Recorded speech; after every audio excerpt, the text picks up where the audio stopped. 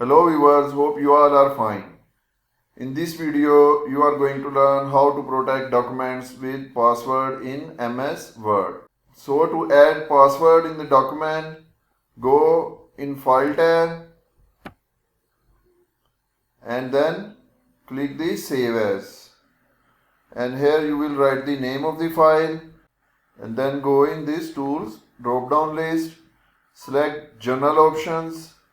And here you will write password whatever you want. For example, I am writing 1 2 3. Then click in OK. The word will ask for confirmation of the password. Re-enter the password and then click on OK and save this. And now when I will close this and reopen it, the MS Word will ask for password. So I am closing this.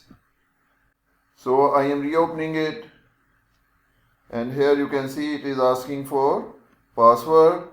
So I am giving password. Okay, and now you can see the file is open. So this is how you can protect your Word document with password. In the end, please like and share this video and don't forget to subscribe our channel. Thank you.